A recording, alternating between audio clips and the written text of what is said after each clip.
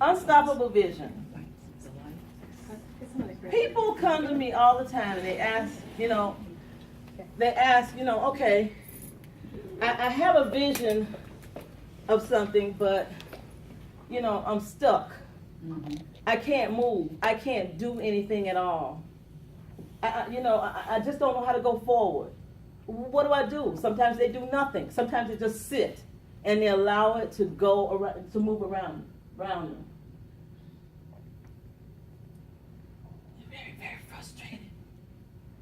And this sometimes is how they feel. They just feel so upset about it. There's some things I want to share with you real quick, because I don't have much time, is to visualize it. 5 things I'm going to share with you.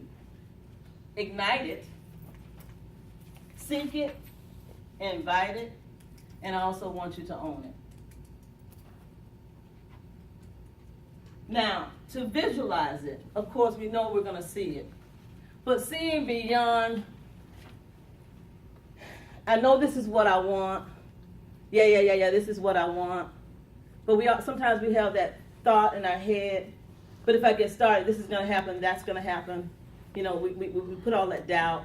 And if we don't have enough doubt in our head about what we see, we're going to go to someone else who we know who will talk us out of it. Right?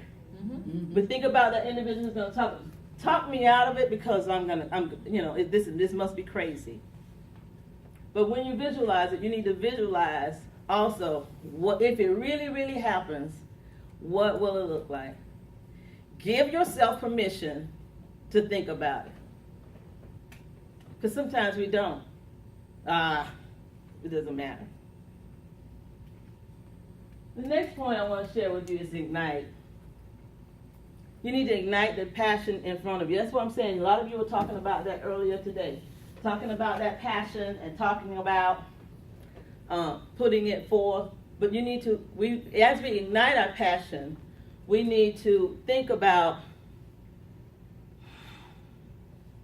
why am I doing it?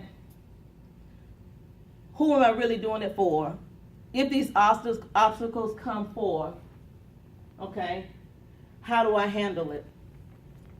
Just think about it, because obstacles will come. So you're going to ignite. That means start. You need to just start.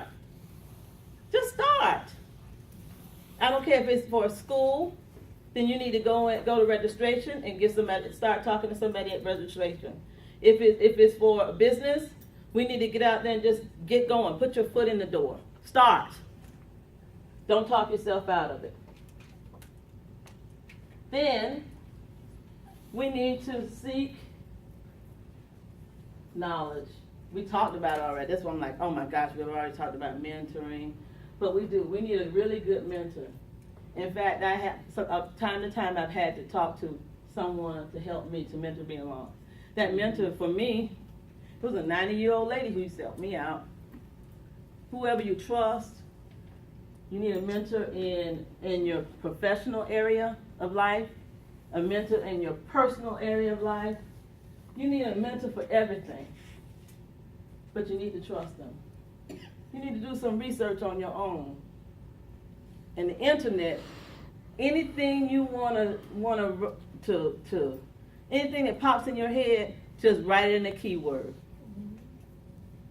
Simple. Sometimes you think there's nothing written about it. There are blogs written about it. There's research written about it. I don't care what it is that pops through your head. Put it in a keyword and it will pop up. Okay? Seek the who, what, when, where, why, how. Just ask yourself many, many questions. And think about where you're going to go to try and find some of those answers. All right. For me, I joined professional organizations. Most of you probably have joined professional organizations. And you're networking, which is very good. I did a mentorship program through an organization. And a lot of times if you start hearing the problems that they have gone through, or you hear the good and you hear, of course, the bad. Ask for help while you're with these groups.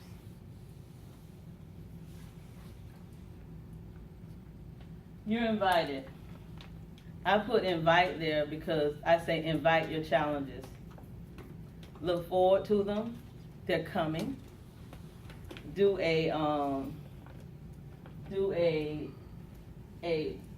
what one of those reports that you do? Do a report after everything that you try to focus on. All right, if something goes wrong, write about it. I say journal it. Someone said earlier that we're all authors. Start your blog.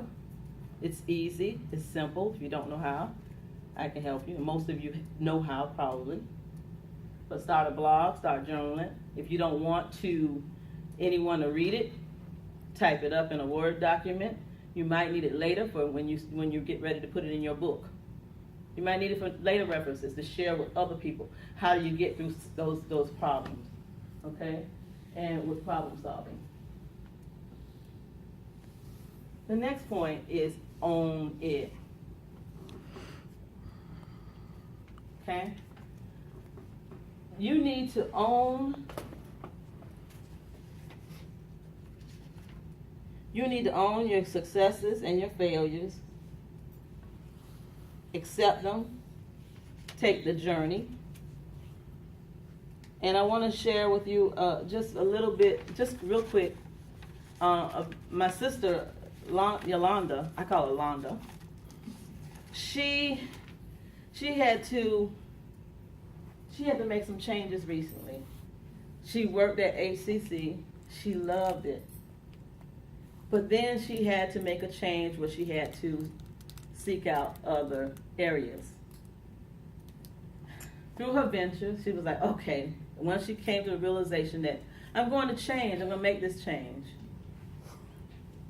She had to go out and seek other areas, other places, and now she's the dean at Key West Community College. I'm very proud of her. Sometimes making that shift is very, very scary. She had to face her fears. And then what she found out once she started facing her fears is that, you know what, you might be able to solve problems in other areas too. If you brand yourself, you could do something in one area, you can do it in another.